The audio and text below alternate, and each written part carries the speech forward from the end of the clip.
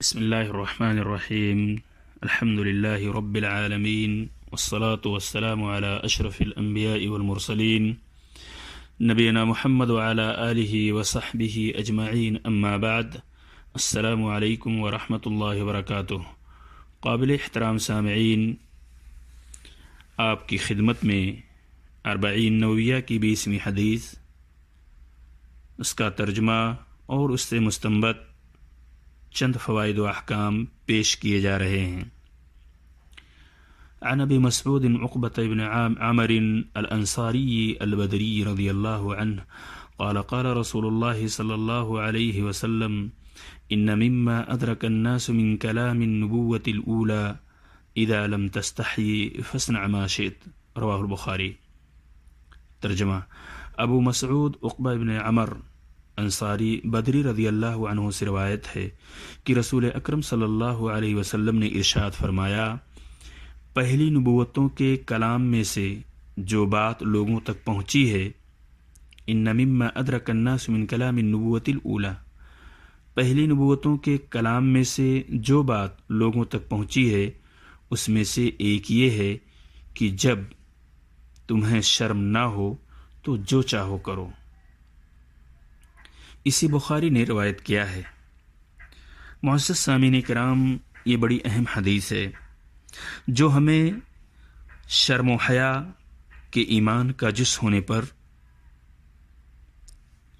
یقین دہانی کراتی ہے، اور یہ بتلاتی ہے کہ شرم و حیا ایمان کا ایک جز ہے۔ حیا ایک ایسا اعلیٰ اخلاقی جوہر ہے جس کے فضائل پچھلی شریعتوں میں بھی بیان کیے گئے تھے۔ در حقیقت وہ ایک ایسی ملکوتی صفت ہے جو انسان کو برائیوں سے روکتی، حقداروں کے حقوق کی ادائیگی میں کوتاہی سے بچاتی اور شریفانہ اطوار کو اپنانے پر آمادہ کرتی ہے۔ لیکن وہ شرم جو انسان کو برائیوں سے نہ روکے بلکہ واجبات کی ادائیگی سے روک دے، قابل تعریف نہیں بلکہ قابل مذمت ہے۔ سامعین کرام، حیا کی تعریف میں بہت سی حدیث آئی ہیں۔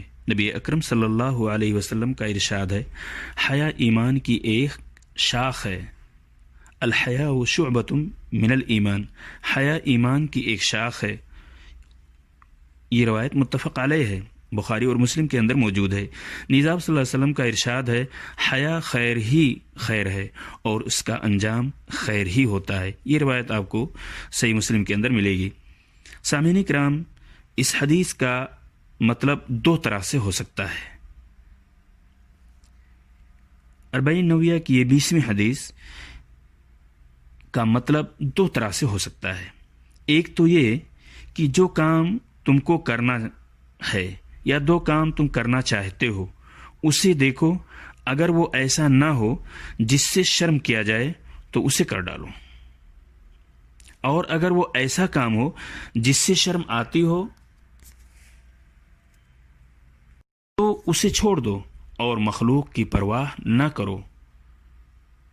اس حدیث کا دوسرا مطلب یہ ہے کہ انسان کو جب شرم نہیں ہوتی تو نہایت بے پرواہی، نہایت لاپرواہی سے جو چاہتا ہے کر گزرتا ہے، کیونکہ برائیوں سے روکنے والی چیز حیا ہی ہوتی ہے، اور جب وہی ختم ہو جائے، حیا ہی نہ ہو، تو برائی کر ڈالنے کے سارے اسباب مہیا ہو جاتے ہیں۔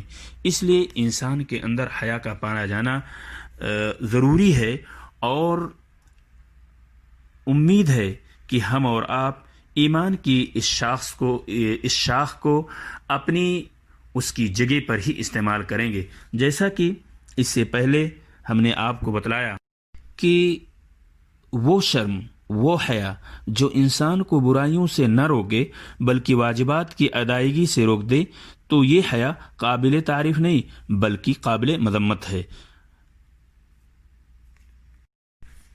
اللہ رب العزت سے دعا ہے کہ اللہ تعالی ہم سب کو ایمان کی اس شاخ کی حفاظت، اور اس شاخ کی حفاظت کے ساتھ ساتھ اس حیا کو اس کی جگہ پر ہی استعمال کرنے کی توفیق عطا فرمائے۔